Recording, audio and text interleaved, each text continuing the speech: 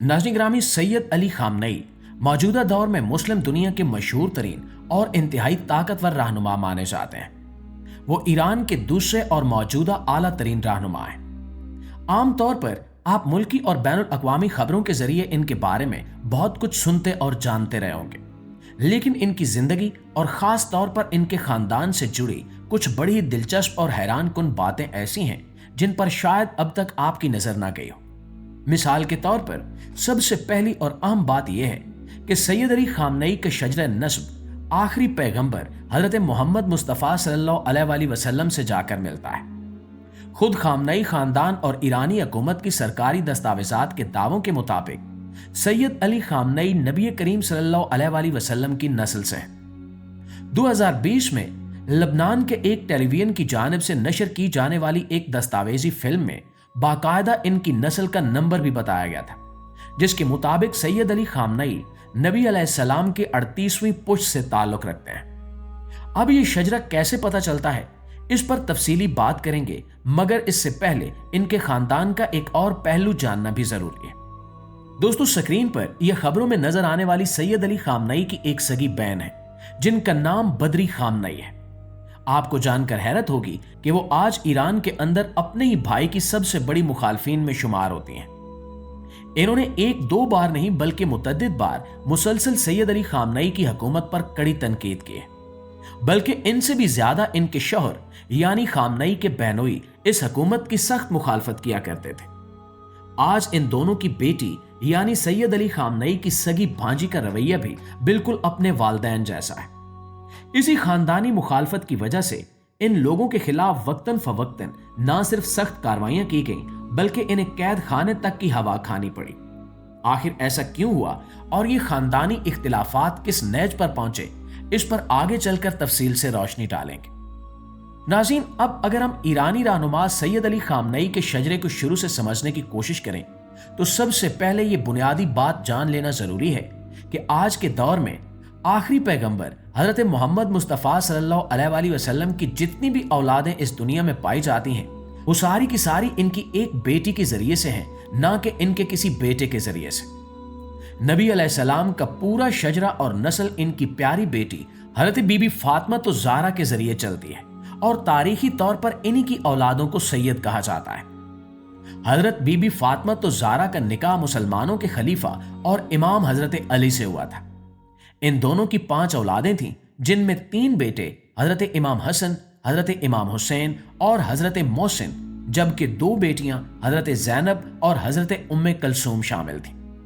दोस्तों, इन 5 औलादों में से जो 2 सबसे अहम हस्तियां साबित हुईं वो हजरत इमाम हसन और हजरत इमाम हुसैन थे, क्योंकि इन्हीं के जरिए हजरत अली और हजरत फातिमा का शजरा मजीद आगे बढ़ा।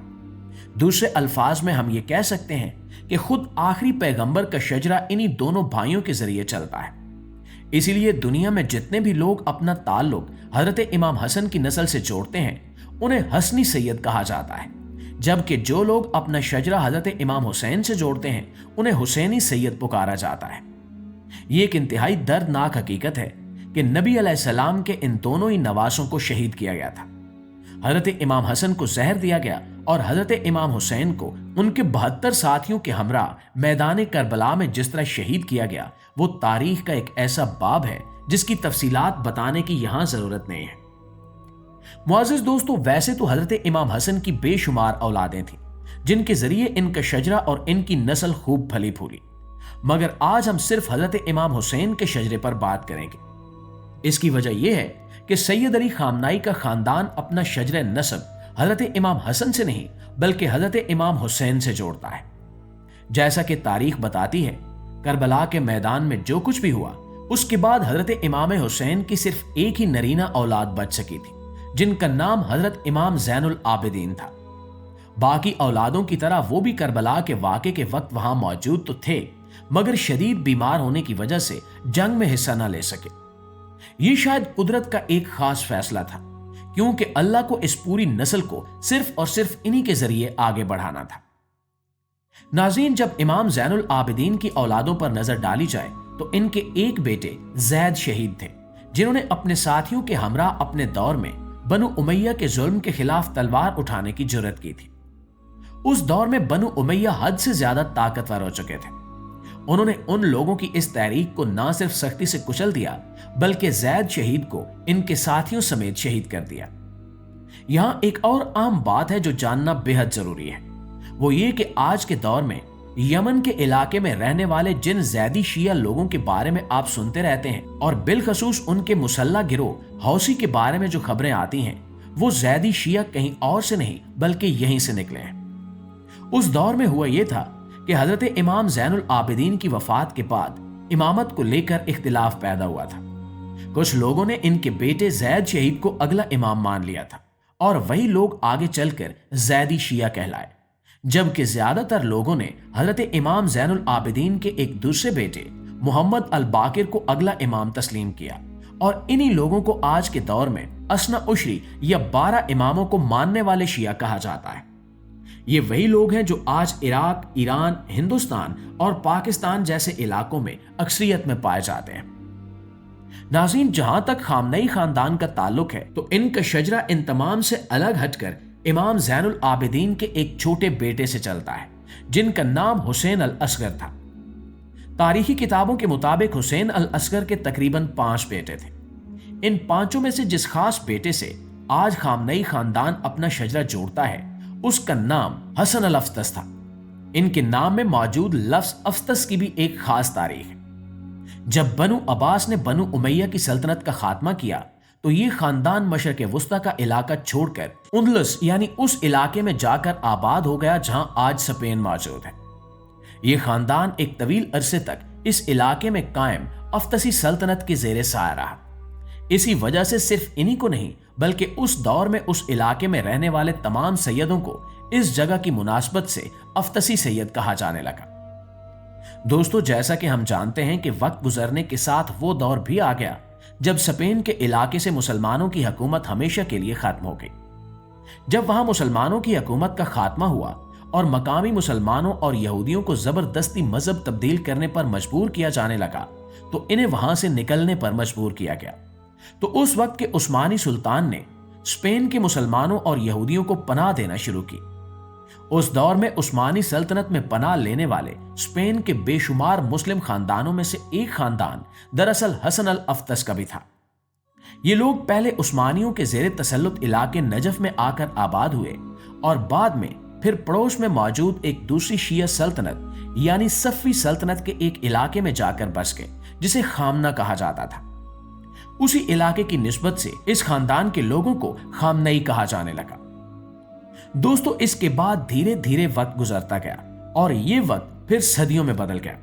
फिर हम देखते हैं कि इसी नस्ल में एक इंसान का जन्म होता है जिन्हें सैयद हुसैन के नाम से जाना जाता है।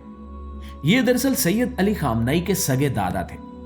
इन्होंने सल्तनत उस्मानिया के आखिरी असर रसूख वाले और ताकतवर हुक्मरान सुल्तान अब्दुल हमीद का दौर देखा था।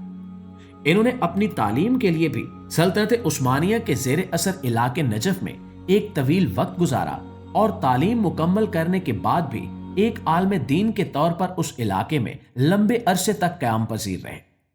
वहीं पर इनके बेटे सैयद जवाद का जन्म हुआ, जो दरअसल सैयद अली खामनई के वालिद थे। सैयद अली खामनई के वालिद भी बिल्कुल अपने दादा की तरह एक आलम दीन थे और साथ ही एक मस्जिद के इमाम भी थे। इन्होंने अपनी जिंदगी का बेशतर हिस्सा मशहद शहर में ही गुजारा और वफात के बाद इन्हें वहीं दफन किया गया। दोस्तों, सैयद अली खामनई के वालिद ने अपनी जिंदगी में 2 शादियां की थी। इनकी पहली बीवी से 3 बेटियां पैदा हुईं, जबकि दूसरी बीवी जिनका नाम खदीजा था, उनसे 5 औलादें पैदा हुईं। इन 5 में से 1 बेटी और 4 बेटे थे। इन्हीं 4 बेटों में से एक का नाम अली खामनई था, जिनकी पैदाइश 1939 में इसी मशहद शहर के अंदर हुई जहां इनके वालिद मुकीम थे। सैयद अली खामनई ने अपनी बुनियादी तालीम मशहद और नजफ जैसे इलाकों से हासिल की और बाद में कुम के इलाके में रहने लगे। वहीं पर इनका राब्ता रूहुल्लाह खमीनी से हुआ, जिन्होंने 1989 के इनकलाब की क़यादत की थी और जिन्हें मौजूदा ईरान का बानी माना जाता है। चूंकि अली खामनई उन चंद लोगों में से एक थे जिन्होंने उस इनकलाब में सबसे अहम किरदार अदा किया था, इसलिए रूहुल्लाह खमीनी की वफात के बाद इन्हें ईरान का दूसरा आला रहनुमा चुन लिया गया और तब से लेकर अब तक यानी गुज़श्ता 36-37 साल से वो मुसलसल इसी मनसब पर विराजमान है। वो ईरान इराक जंग में भी हिस्सा ले चुके हैं और इसके अलावा वो मुल्क की सलामती और खुफिया इदारों से जुड़े कई अहम और हसास कामों में भी पेश रहे हैं। जी तो मुआज़िज दोस्तों, ये थी हमारी आज की वीडियो के हवाले से आपकी राय क्या कहती है कमेंट में जरूर बताइएगा। वीडियो अच्छी लगी है, आपके इल्म में इजाफे का बायस बनी है और आपने वीडियो से कुछ ऐसा जाना है जो आप पहले नहीं जानते थे, तो हमारी इस कोशिश को एक लाइक और एक शेयर जरूर दीजिएगा। इंशाल्लाह आपकी खिदमत में हाजिर होते हैं एक नई वीडियो के साथ। तब तक अपना ढेर सारा ख्याल रखिए। अल्लाह ने के बाद।